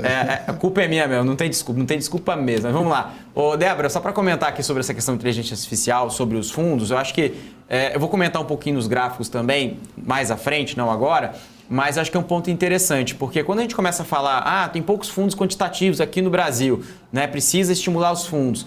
Mas existem, sei lá, dezenas de fundos, etc. Mas o volume realmente transacionado, mesmo com os fundos de equity, né, que tem centenas de fundos, ainda é muito baixo. Então, ou seja, eu sempre falo, existe oportunidade, tanto por parte para quem quer criar, para quem é o gestor que quer criar um novo fundo com uma ideia disruptiva, como o do Marco, que participa de como investidor que vai ter aí mais oportunidades, e isso tendo mais oportunidades traz mais liquidez para o mercado como um todo, então é bom para todo mundo. Débora. Vamos lá, Edu, qual que é a visão de vocês aí da Active? Vocês estão otimistas com esse setor de tecnologia, com esse avanço da inteligência artificial? Como é que vocês estão olhando para isso? Poxa, eu não sei se a Active tem uma opinião formada sobre isso. Eu vou fazer a minha, né? A minha opinião sobre esse setor é que é muito incipiente ainda. A gente não, né? O que pode ser isso, né? Você vê muita gente comentando. Normalmente, quando você tem esses booms em coisas, em setores específicos, a gente vai ter alguma bolha nisso aí, em algum momento, né? Temos que detectar essa bolha aí para não deixar a bolha pegar a gente, mas isso acontece repetidamente. Bolha a última grande bolha, a Nasdaq, última grande bolha, ou o setor imobiliário 2008 nos Estados Unidos, né? Todo mundo vai para aquele, né? Manada vai toda para aquele lado, e aí você tem ali na frente um processo de perda geral, crise econômica, enfim. Temos que ver exatamente que ponto que nós estamos nesse processo. Acho que a gente ainda está bem no início, acho que ainda tem espaço para muita coisa acontecer, mas tem que ver o que vai ser feito com isso, né? O que vai ser feito? Eu acho que é tão incipiente que as pessoas ainda não têm noção muito do que pode acontecer com esse tipo de com essa tecnologia nova. Eu vi essa semana um dado de que o volume de acesso naquele chat GPT caiu 30% ou 40% do pico já. Ou seja, tem sempre um início ali que todo mundo quer saber o que é, gera uma demanda muito grande por aquilo e depois acaba por se consolidar de uma maneira geral. Então, acho que é o importante a gente ficar antenado para que, né, a gente não perder o bonde da história ao longo do tempo, mas também, né, por um lado, se a gente pode ganhar muito dinheiro com isso, também a gente pode perder bastante dinheiro com isso. Então, também ficar antenado para o outro lado, né? Por exemplo, indústria automobilística nos Estados Unidos, que é um negócio, né? Quando inventaram o carro nos Estados Unidos, pô, fantástico, né? De todas as empresas ali no início, que as pessoas investiram um monte de dinheiro nas empresas, obviamente é uma coisa do futuro, todo mundo andava de charrete, de repente todo mundo passou a andar de carro. De todas as empresas do início, sobraram 2 ou 3, que é Ford, GM, né? As outras todas foram se perdendo ao longo do caminho, né? Tanto de autopeças quanto de as próprias montadoras. Então, não basta só você acertar que vai acontecer o movimento. Você tem que acertar em quem vai ser o vencedor do movimento. Não é um negócio tão fácil e para isso acho que cada um tem que olhar, né? Escolher. Eu acho que isso aqui vai acontecer. Cara, escolhe 5 empresas. Se uma das 5 andar bem, vai pagar as outras 4 e vai sobrar dinheiro. Acho que é mais ou menos essa que é a linha que eu usaria nesse sentido. Recado importante. Por falar em recado, deixa eu já me despedir de você. Nessa quinta-feira, a gente se encontra terça que vem. O que você deixa aí, né, para o pessoal ficar anotado aí no radar para essa quinta-feira? Eu acho que o movimento importante nos últimos 2 dias aí foi o dólar, né? O dólar caiu bastante nos últimos 2 dias. Mas não é um movimento local, é um movimento geral, está caindo mais hoje, né? O dólar está caindo mais contra as outras moedas, acredito, provavelmente hoje o real se valoriza mais ainda, o movimento continua, nem tanto as bolsas subindo, bolsa meio, o net é um pouco de alta, mas não é um negócio fantástico. Aqui no Brasil, bolsas ficaram, né, a bolsa ficou para trás nos últimos 2 dias, aí muito para trás do dólar, o movimento foi bem forte. Talvez mantenha esse movimento ao longo do dia de hoje. Meu recado é isso aí, fica esperto com o movimento do dólar, olhando as moedas lá fora. Valeu, galera, e Edu, vamos conversando, tamo junto. Edu, rapidinho, só uma pergunta para você, o Vasco perde mais um esse final de semana ou não? Cara, o Vasco, eu te garanto que esse fim de semana não perde. Que não joga? Te garanto que não joga. Então, beleza. Porque se jogasse, a gente estava numa situação complicada, cara. Mas agora mudou tudo, agora estamos com um treinador novo. Tá bom. Mudou tudo, cara, mudou tudo. Estou muito confiante. Eu escolhi acreditar. Porra, isso que eu gosto de você. A esperança é a última que morre. Eu escolhi acreditar. Boa, meninos. Valeu. Obrigada, Edu. Até terça que vem. E deixa eu só atualizar aqui, né, o pessoal sobre a ata do Banco Central, ata do Copom, olha isso. Banco Central Europeu trouxe aí um consenso na ata, um consenso amplo que apoiou a alta de juros ali de 0,25 pontos base na reunião de julho. O consenso apoiou também a confirmação do fim de reinvestimentos até a partir de julho, inclusive. O comitê concluiu que riscos de alta para a perspectiva de inflação ainda prevalecem, né? Mais ou menos o que a Georgieva já vinha, né, falando, ou seja, que tem que se ter ainda uma dedicação, não dá para poder se comemorar já de agora, tem que se ter uma dedicação para poder realmente levar essa inflação à meta. O Banco Central Europeu diz na ata que uma nova alta de juros para julho está prevista como forma, né, de projeções do CPI se cumprirem, inclusive, né? Então, é mais ou menos o que a gente já estava vendo ali do FMI também falando, ou seja, não era novidade que o Banco Central Europeu deveria continuar com esse ciclo de aperto monetário por lá, né? Temos também os Estados Unidos, por outro lado, continuando também com esse ciclo, e aqui no Brasil, se a gente tem essa sinalização de queda mesmo,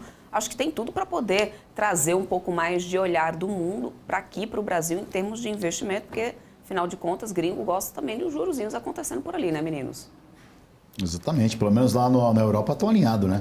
O Banco Central americano está dividido e aqui no Brasil não se sabe. Não se conversam, né, Alex? Exatamente, concordo. Bom, vou ficar aqui de olho também nessas movimentações, o impacto disso durante o dia. O fato é que agora na Bolsa Europeia a gente tem DAX subindo 0,61%, FTSE sobe 0,35%, CAC na França está subindo 0,80%, tá? Nas commodities, a gente continua vendo o Brent aqui subindo bem, 0,27, vai, tá $80, mantendo aqueles $80 desde mais cedo. WTI está subindo 0,18 a $75,89, é o que a gente tem por enquanto. Nos índices futuros americanos, seguem todos em alta, destaque aqui para a Nasdaq, que está subindo 0,69%. A Dow Jones está também subindo agora, futuro 0,23%. S&P 500, futuro subindo 0,39%, pelo menos por enquanto, tá? Lembrando que a gente teve alta do minério de ferro nos contratos futuros da Lian, pelo menos na primeira sessão. Vamos ver se esse otimismo continua por lá na China. Dados que foram divulgados por lá nessa madrugada não são nada interessantes. Por outro lado, o mercado por lá também pode estar precificando, né, mais estímulos por parte do governo. Eles querem mais estímulos por lá. Já teve redução de juros, inclusive, né, o perdão de juros ali em algumas situações já foram anunciados nessa semana. Mas o mercado espera mais. Talvez com essa precificação a gente esteja vendo ali as bolsas asiáticas indo bem. O minério também, né, seguindo bem e ignorando o que a gente teve ali de balança comercial divulgada, exportações, né, de superávit na China, que não foram números bons que foram divulgados. Vamos ver como é que o mercado também vai responder aqui no Brasil, no setor doméstico. A gente teve Vale subindo bastante ontem, né, voltando ali, rompendo inclusive, né, um fundo que já vinha, né, uma tendência de queda que já vinha nos últimos tempos. Vamos ver se a gente consegue seguir, né, com essa alta, se realmente a gente tem uma virada aí da Vale. Como disse o próprio Eduardo Boechat, já um bom target ali na casa de 77,50 para o papel. A gente vai acompanhar aqui durante o dia como é que vai ficar aí na operação do mercado. Vou para um rápido intervalinho comercial, siga aqui com a gente, daqui a pouco eu volto com a abertura aqui do índice futuro, já vem no leilão, dólar futuro também já começando a operação daqui a pouquinho. Vamos lá, quinta-feira só começando por aqui. Intervalo é rapidinho, daqui a pouco eu estou de volta, então não sai daí.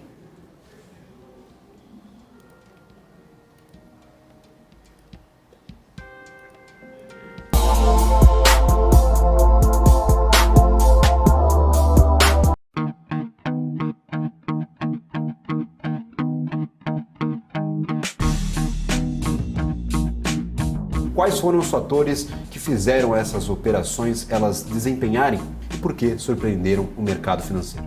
Business traz panoramas, resultados, prospecções e expectativas de companhias listadas no mercado. BMC News. Informação que gera valor.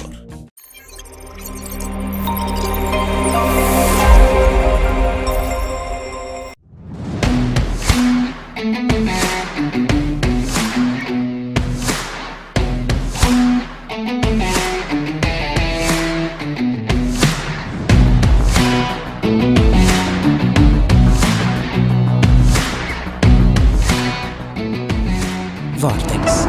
Beyond. São Paulo acaba de lançar a versão paulista da Carteira de Identificação da Pessoa com Transtorno de Espectro Autista. Vai permitir que os autistas tenham um atendimento integral, prioritário e humanizado nos serviços públicos em todo o estado. Para obter a identificação, basta acessar o portal ciptea.sp.gov.br, criado pela Prodesp. O login é pela plataforma federal gov.br. Governo de São Paulo. Mais inclusão para todos.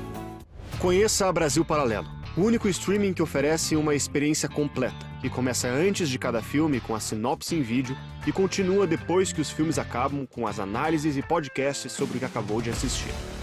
Somos o grupo de comunicação que produziu Brasil, a Última Cruzada, a série de história que mudou a forma do brasileiro olhar para o seu passado. Junte-se às mais de 600 mil famílias que assinam a BP. Entre no site brasilparalelo.com e faça sua assinatura.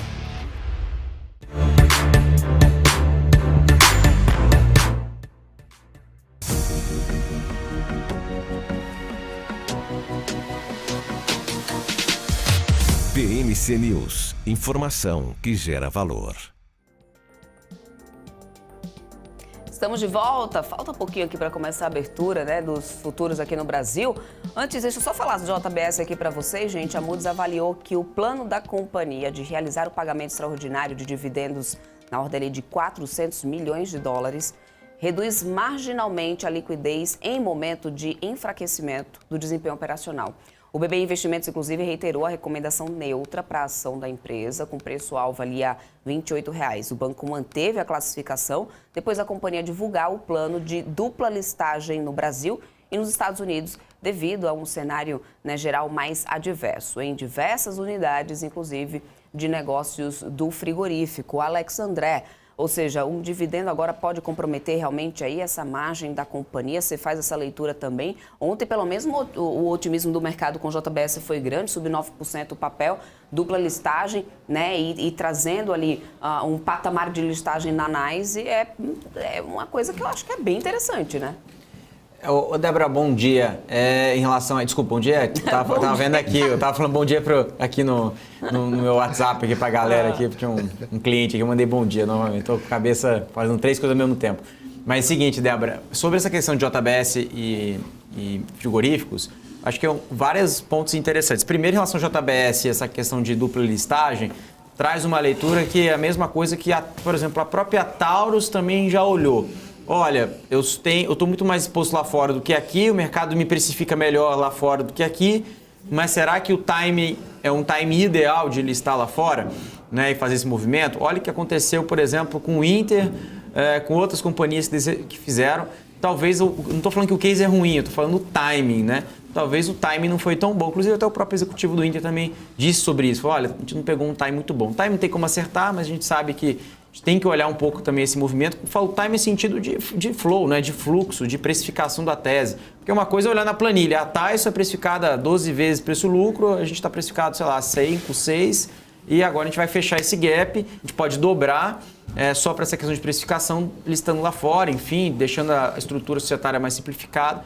Mas vamos entender os impactos em relação a isso. Mas sim, é uma tese, enfim, que é a menos alavancada de todas, é a mais diversificada. E olhando para outros papéis também, a gente tem visto uma redução de alavancagem principalmente nos últimos 1, 2 anos, mas o EV não acompanha.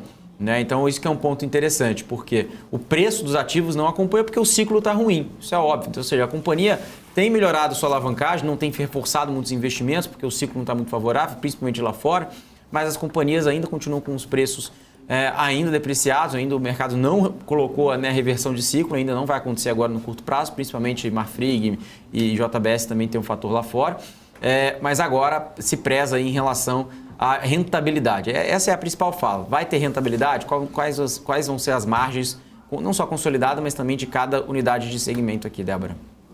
É isso aí. Marco Prado, olha só, começando a operação, lá vai o índice futuro, 0,70 já de alta, né? Pisquei, já subiu um pouquinho mais. 0,70, 119.630 pontos na abertura aqui do índice futuro e o dólar vai caindo um pouquinho mais. Futuro está caindo 0,28, 0,30 agora, a R$ 4,82, inclusive, né? Ou seja, talvez aí esse CPI possa trazer mais ânimo mesmo né, para esse mercado aqui no Brasil? O andamento das coisas podem ser favoráveis assim? Tá otimista aí para hoje, Marco? Tudo dentro do normal hoje aí. Bolsa subindo, dólar caindo, acompanhando o movimento externo. Agora, 9h30, a gente pode ter uma queda um pouquinho mais acentuada desse dólar aí. Vamos acompanhar, né? É isso. Marco, te aguardo aqui amanhã. Espero Estaremos. você. Bom dia, bons negócios.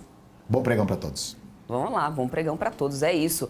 E é isso, olha só, 0,74%, vai expandindo mais esse índice futuro, 119.690 pontos, é o que a gente tem agora. Otimismo bom aí, hein? Vamos ver se isso se continua por aqui. Vamos entender o panorama econômico agora com a análise do senhor Alex André nos gráficos aqui do dia que ele trouxe pra gente? Vamos lá, fica de olho na tela. Alex, com você. Muito obrigado, Débora. Vamos lá, então vamos começar aqui os nossos gráficos do dia, as nossas análises, né? Eu tenho diversos gráficos, eu vou falar aqui dos principais que eu separei hoje. Bom, o primeiro gráfico ele mostra, são diversos gráficos do Bank of America, Merrill Lynch, tá? Lá nos Estados Unidos, do setor Latam, o setor de América Latina. E esse primeiro gráfico, gráficos bem atualizados, tá, pessoal? É um gráfico desde o dia 11, enfim, até ontem, tá? Que eu separei de alguns papers. O primeiro gráfico ele mostra a revisão de earnings no Brasil, numa janela de 3 meses, que é a linha amarela, e o gráfico de barra de 1 mês. O que mostra esse gráfico? Principalmente agora, no curtíssimo prazo, nessa última pernada, essa última linha amarela, você consegue observar, se você dá uma olhada bem na tela, que começa a mostrar uma reversão, ou seja, a revisão de earnings de 3 meses já começa do próximo TRI, por terceiro TRI, já começa a virar a chave para enfim, mais otimista, tá? Então a gente começou a ver desde ali de junho de 21 até agora, em junho de 23, uma janela de 3 meses, de trimestre, revisão de earnings para baixo, e quando a gente olha nesse gráfico de barra, a gente não consegue observar uma queda de revisão de earnings de 1 mês, ou seja, segundo trimestre realmente não deve ser um trimestre muito forte, tá? E a janela de lado, né, a tabelinha do lado, a gente consegue observar os setores, né, da Bolsa aqui no Brasil, e ao mesmo lado, né, a gente consegue observar essa janela de 3 meses, né, olhando aqui as companhias, né, que tem aí realmente o maior beta. Então isso a gente consegue observar que podem sim se beneficiar, que são um consumo discricionário, né, até o próprio setor de financials, healthcare, industries, que também se pode beneficiar quando a gente pega aqui a média de 12 meses e a janela de junho de 23, tá? Então, ou seja, lembrando que a média de 12 meses gira 0,7, agora está 0,7 também, então, ou seja, não teve nenhuma grande mudança falando do agregado, tá? Mas quando a gente pega aqui alguns setores específicos, tem algo um pouco maior em relação à janela anterior, tá? Passando para o próximo gráfico aqui para a gente destacar, agora a gente deixa de falar de Brasil, a gente começa a falar de Latam, né? De América Latina como um todo.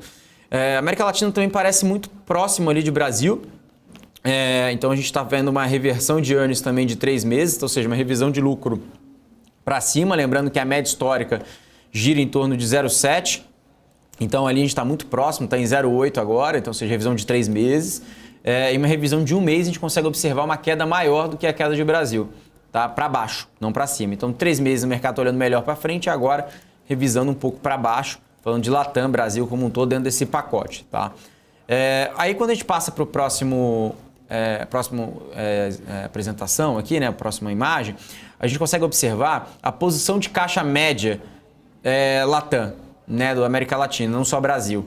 Desde 2018 até 2023, a gente consegue observar que a média gira em 6,2% de caixa, tá? De posição. Então, ou seja, a gente consegue observar agora, principalmente no curtíssimo prazo agora do ano de 2023, o caixa reduzindo. O caixa chegou a bater 8%, acima de 8%, agora já voltando ali próximo da média, já batendo 6%. Então, ou seja, já começa a voltar próximo da média histórica, justificado por alocação principalmente em equity, né? Ou seja, com uma melhora substancial de perspectivas, como nós vimos no CPI, que reforçou a leitura, mas a América Latina como um todo, o Brasil, também que tem, além disso, reformas, né? Enfim, arcabouço fiscal e melhora de ambiente de equity. Ainda está muito cedo para dizer que essa posição de caixa, enfim, pode trazer um movimento mais positivo. E quando a gente fala para os setores, quais são os setores, né, equity, né, enfim, América Latina como um todo, que o mercado está mais, né, overweight, ou seja, está um pouco mais otimista, underweight, um pouco mais pessimista. Então, se a gente consegue observar materials, né, a parte de materiais básicos, né, então a gente consegue ver, por exemplo, a própria Vale, por exemplo, o mercado está bem underweight, E comunicações, por exemplo, o mercado está um pouco mais otimista.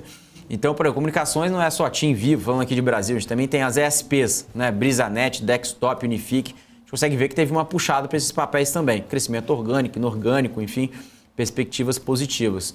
E o setor de financeiro também, acho que é um setor interessante. Então, a gente olha nessa linha azul, a classificação overweight de Latam.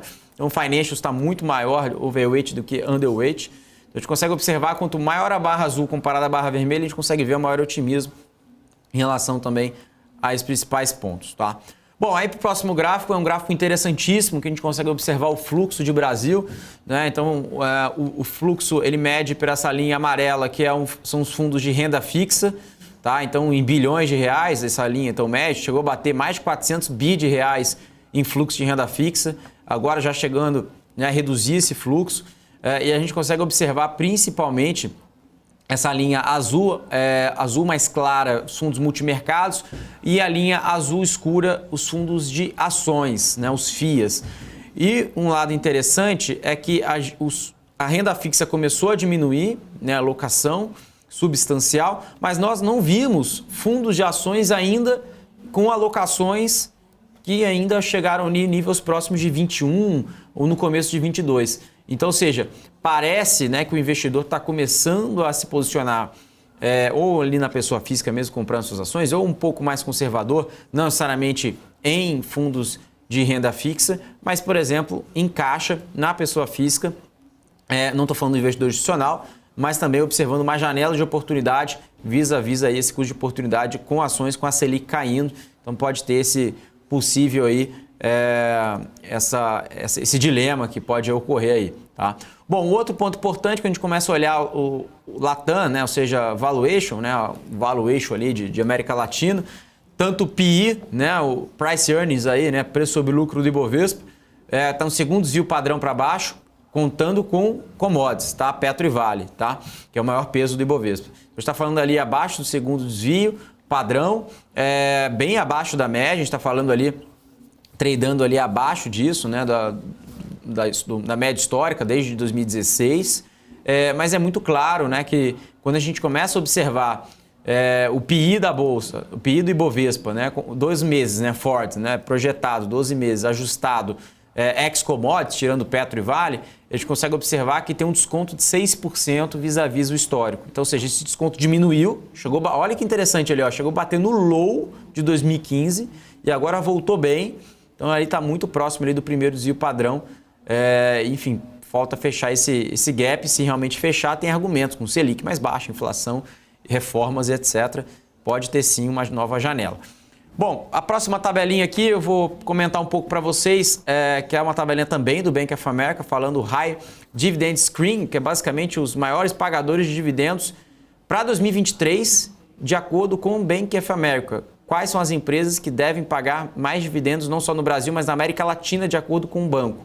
De acordo com eles, Petrobras deve ser a maior pagadora de dividendos para esse ano, com 23%, 23,3% precisamente, de dividend yield projetado para 2023. Em segundo lugar fica a Ecopetrol, que é também uma empresa de petróleo, com 20,9% de dividend yield projetado. Tem o Bradespar aqui com 19%, aí o Banco de Chile, né, com 19%, aí tem vários, né? Tem CSN, temos Taesa também, entre 10% de dividend yield, BB Seguridade, Banco do Brasil, Minerva, Gerdau, Sanepar, Vale, olha, a Vale também está aqui, ó, 8,4% de dividend yield projetado de acordo com eles, Engie e Banrisul fechando a lista com 7,9% e 7,4%, tá? Então, acho que é interessante. E lembrando, a média de performance year to date de todas essas empresas, está falando de uma queda de 6%, mas lembrando, a empresa que tem mais entregado em relação a resultado até o momento dessa lista é Banco do Brasil, que subiu 40% year to date, e Petrobras em segundo lugar, que fica primeiro na lista também com dividend yield, subindo 21% year to date, tá? Tabelinha interessante para entender um pouco mais esse momento. Bom, próximo gráfico a gente vai falar um pouco mais sobre o otimismo do mercado americano. Então, ele mede aqui o número consecutivo de semanas que a gente fala aqui do Sentiment Tracker, ou seja, o sentimento do mercado, né? Que o mercado está lendo de sentimento, se o mercado está otimista, né? Então, ou seja, nós já vimos em 2011, ali, 2010 para 2011, 30 semanas de sentimento positivo, né? De um consenso, né, de um mercado otimista. Nós já vimos em 2013, 38 semanas, em maio de 2017, 28 semanas, em julho de 2021, 55 semanas consecutivas. E agora, com esse S&P ali, né, enfim, uma perspectiva mais positiva com o CPI, o mercado já começa a dizer, será que o mercado americano ainda tem mais espaço? Nem estou falando em perspectiva das ações, estou falando em perspectiva de sentimento do mercado. Então aqui é interessante, estamos há 6 semanas, agora em julho de 2023, contando agora com esse ano, de semanas de sentimento, indicador de sentimento positivo para a Bolsa Americana.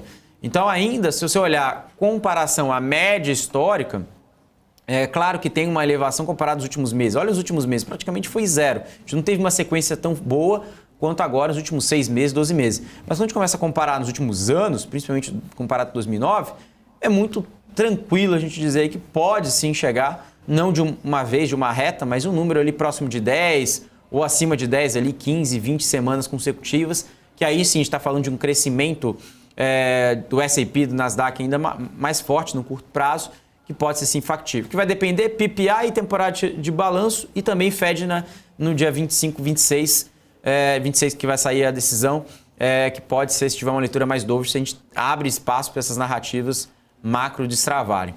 Bom, mas que a gente sabe que a temporada de resultados começa amanhã e esse próximo gráfico vai falar um pouco do consenso de earnings do segundo trimestre das bolsas americanas. Então mostra uma queda significativa, sim, de queda de earnings para o segundo trimestre, porque os juros ainda estão altos.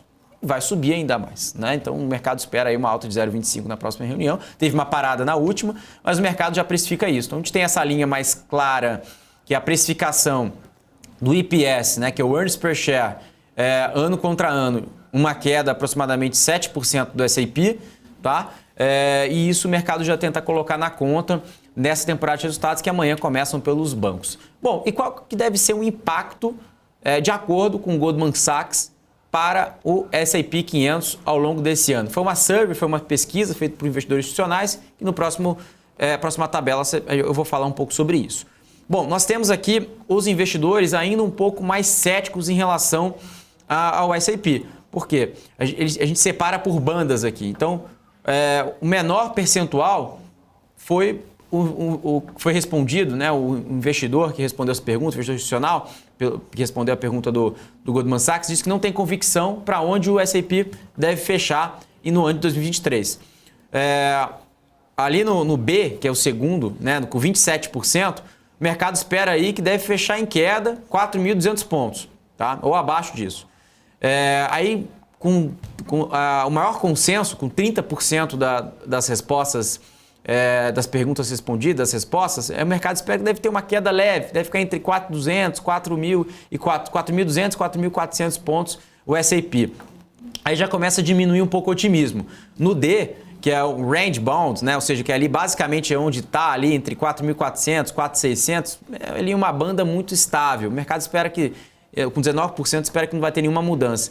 No E, que é com 16% dos entrevistados responderam que deve fechar um pouquinho acima, com 4.600 a 4.750, e somente 5%, tem pouco otimista lá nos Estados Unidos, espera que deve fechar aí acima de 4.750 pontos. Então, ou seja, essa leitura do Goldman Sachs, né, da survey, essa pesquisa de investidores institucionais mostram que mesmo com o otimismo, né, enfim, de curto prazo com o CPI, o mercado está olhando que o juros vai ficar mais alto por mais tempo e deve ter mais 2 altas de juros, isso deve ser não tão precificado assim, a precificar, eu digo, né, já foi tão precificado, então o mercado não vê aí pelo S&P uma alta tão relevante em relação a essa pesquisa.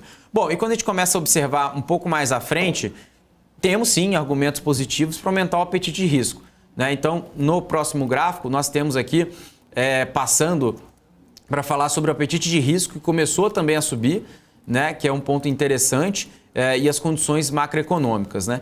E essa tabela que é interessante, que mostra, né, claramente esse flow, né, de ações latana, ou seja, começa a subir, que é essa última tabela que eu coloquei aqui, exatamente essa tabela aí, que mostra o seguinte: nós temos aqui uma inflexão, uma saída de investidor estrangeiro no curto prazo aqui na B3. Mas olha o percentual, Débora. Débora, todo mundo está nos ouvindo aqui, nos assistindo. 1,38% da alocação do IOM, total dos fundos de equity globais, estão em Brasil. Então, ou seja, é muito baixo, tá? Então, ou seja, a gente está falando aqui de aproximadamente, year to date, fluxo net aqui de Brasil, com a saída de 171 milhões de dólares. Ou seja, não é nada, né, comparado ao fluxo global. Mas sim é importante. Se nós tivermos aí em agosto, né, todo o avanço da agenda política, né, de reforma tributária, arcabouço fiscal, todas as pautas importantes, podemos sim ter um fluxo um pouco melhor, marginal para o Brasil. Isso deve sim ajudar o Ibovespa e as ações em geral. Débora, falei bastante aqui, Débora, mas são gráficos importantes, né, que mostram o sentimento na Bolsa Americana, um pouco aqui de Brasil, e sempre, claro, esses assuntos se conectam, né? Exatamente isso, né? E no final das contas traz um impacto aí durante, né, também os investimentos, os impactos também na ação, nas bolsas. Isso é importante a gente ficar atento. Por falar em impacto, viu, Alex? Eu tô vendo aqui, tô de olho aqui nesse dólar que vai seguindo aqui em queda. A gente teve aqui os investidores estrangeiros ingressando com uma grande quantidade de recursos na Bolsa de Valores aqui de São Paulo no dia 11, tá, desse mês, terça-feira agora. Foi mais de quase 3 bi, na verdade, tá? 2,99 bilhões de reais, o equivalente a isso. Durante o mês de julho, o capital externo representava uma saída de 322 milhões de reais e no ano 2023, os investidores estrangeiros trouxeram para a B3 um total de mais 16 bi em recursos externos. Segundo o professor Alexandre Cabral, inclusive, essa entrada de recursos externos à B3 no dia 11, nessa terça, né, chegando aí a marca dos 2,99 bilhões de reais, é um recorde nesse ano de 2023. E aqui a gente tem hoje, ó, dólar futuro, uma queda agora de 0,12, moeda americana está 4,82. No pregão dessa quarta-feira a gente bateu mínimas, né, ali de 4,78 por ali, fechamos acima ainda dos 4,80, mas segue nesse patamar ainda e com recorde de entrada de capital estrangeiro. E a gente tem essa confirmação, né, de ainda alta de juros por lá nos Estados Unidos. Vamos ver como é que fica. Alex, o recadinho final rapidamente aqui para o pessoal. Débora, PPI, né, agora ver se reforça a leitura do CPI, temporada de resultados amanhã e Fed já olhando já no dia 26, né, já todo mundo está naquela lupa ali que realmente o Fed vai colocar, não só na conta ali, que isso está dentro do consenso, isso também ajuda um pouco da precificação lá no S&P. Eu estava falando um pouco mais sobre essas perspectivas que o mercado espera, né, para o S&P para o final do ano, mas eu vejo sim que aqui no Brasil o compasso é um pouco de espera, não temos nada muito enfim, relevante aqui na nossa agenda local, mas sim, se o PPI reforçar, é mais um argumento positivo para a Bolsa Americana, que pode trazer talvez um aumento só e não 2 aumentos. Eu acredito que sejam 2 aumentos, 0,25, mas alimenta o otimismo, assim como vimos ontem ali no CPI, e a nossa Bolsa sim pode trazer um fluxo mais positivo, como eu falei ali, Latam, né? Ou seja, América Latina e Brasil pode ser mais positivo agora no curto prazo. Vamos acompanhando. Alex, até amanhã. Obrigada. Bons negócios aí para você. A gente se vê. Até mais, Alex. Até mais, Débora. Obrigado. Tchau, tchau. Olha só, gente, última informação aqui para vocês. Olha, com a aprovação do novo estatuto, a Copel está correndo agora para poder lançar a oferta de ações até o dia 20 de julho. Né? A empresa quer precificar a emissão antes das férias de agosto, no hemisfério norte, e pode acabar usando o balanço do primeiro TRI para poder finalizar a oferta até meados do mês que vem. O follow-on deve contar com a emissão primária e secundária, com expectativa aí de movimentar pelo menos 4 bilhões de reais, podendo chegar a 5 bi. Copel ontem ficou aqui, ó, numa queda de 0,62 no pregão, né, dessa quarta-feira. Vamos ver como que vai ser a reação do mercado hoje com essa notícia aí, com a empresa, né, correndo atrás até dia 20 conseguir fazer esse follow-on. A R$ 8,04 foi assim que ficou o papel da Copel, 0,62% de queda, tá? Os papéis da Eletrobras foram que lideraram perdas no setor, né? A gente teve aqui Elet 3 e Elet 6 caindo na casa de 1,20, por exemplo, por aí, né? Ó, no índice futuro, a gente tem aqui, ó, índice futuro do Ibovespa subindo 0,59%. E aí, dólar futuro cai levemente agora, tá caindo e tá a 4,83, uma queda de 0,09 nesse momento por enquanto, tá? Vamos continuar acompanhando. Lá fora, nos mercados americanos, a gente tem S&P 500 futuro subindo 0,38%, Nasdaq futuro subindo 0,21%, Nasdaq futuro subindo 0,73% e Dow Jones futuro subindo 0,22%. Expectativa, né, por esse PPI que sai daqui a pouquinho, talvez para poder reforçar essa tese aí, né, de provável fim de aperto do ciclo monetário, né, depois esse próximo que já está contratado. Vamos ver se realmente isso vai trazer e vai manter esse otimismo que a gente está vendo lá nas bolsas americanas. Na Europa também, todas as bolsas permanecem alta depois da ata aí que foi divulgado do Banco Central Europeu, DAX subindo 0,61%, CAC subindo 0,82%. FTSE Reino Unido subindo 0,37%. Permanece aí a alta do Brent, apesar de que está aproximando aqui do 0 a 0, devolvendo ali ganhos. A 80 dólares e 12 centos é o que a gente tem agora, o petróleo Brent. Lembrando que a gente tem aí relatório também de produção da OPEP+, para ser divulgado hoje, ainda sem uma hora marcada, mas tá aqui, 80 dólares é o que a gente tem para o Brent, nesse momento, alta de 0,06, tá? Lembrando que também tivemos alta no minério de ferro, vamos ver como que isso vai impactar aqui no setor doméstico. Lembrando, Vale subiu bastante, será que vai continuar assim, esse otimismo no setor de siderurgia e mineração? Vamos acompanhar aqui ao longo do dia, às 10 horas da manhã eu volto com a abertura do índice Bovespa aqui ao vivo para todos vocês. Mas tá chegando agora a Paula Moraes com o Felipe Nascimento no BMC News e vocês continuam aqui na nossa programação para ficar atento aí às notícias do mercado, né, e também as entrevistas com os melhores especialistas. Isso você só acompanha aqui na BMC News. Então, muito obrigada pela sua audiência, obrigado por estar aí sempre desde cedinho aqui com a gente ao vivo. Continue com a gente, Paula tá chegando e eu